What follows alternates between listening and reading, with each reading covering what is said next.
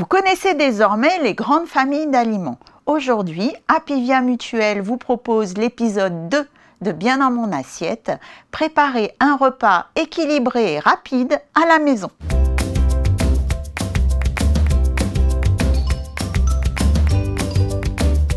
Pour équilibrer nos menus à la maison, on va avoir besoin d'être relativement organisé.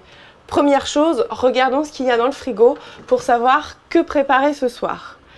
Quand notre frigo est si désorganisé, difficile de trouver des bonnes idées, surtout quand on est pressé. Voyons un peu comment on peut l'organiser afin que ce soit plus facile.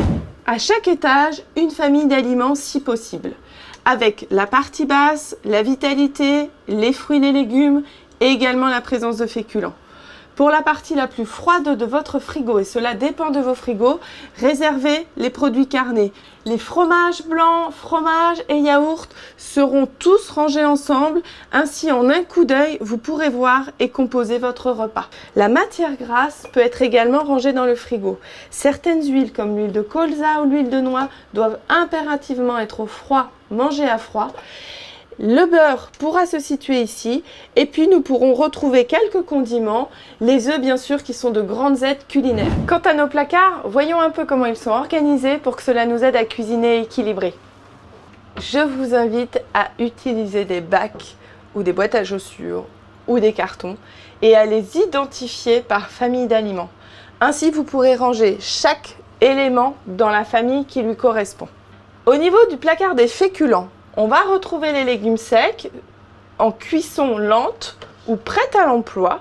On va retrouver également des produits céréaliers comme des pâtes, du riz ou bien directement des farines. Côté produits laitiers, ce seront des bouteilles de lait en portions individuelles ou en plus grande quantité si on doit cuisiner comme une sauce béchamel par exemple. Côté viande et poissons, évidemment, conserver la viande au placard, c'est beaucoup plus délicat.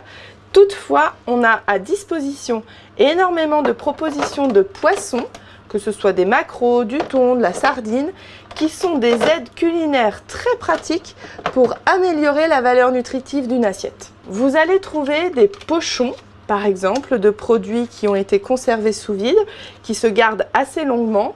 Vous allez avoir bien sûr les bocaux ou les conserves, mais également des soupes, ou encore des produits séchés qui seront de bonnes aides culinaires également.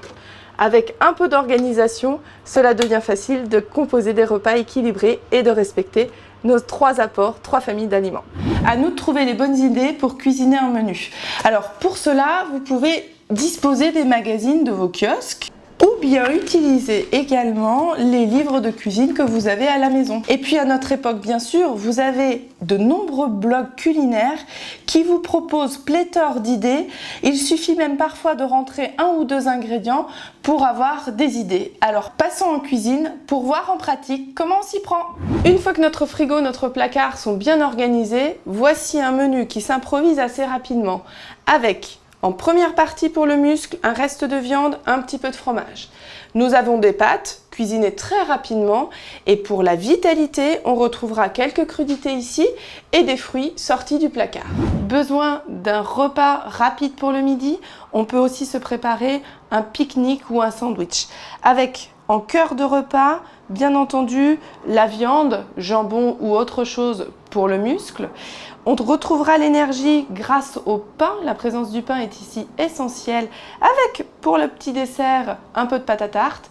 Et pour la vitalité, on associera à ce sandwich la présence d'un légume, donc par ici, exemple sur une tomate, ou avec un petit peu de fruits dans ce dessert.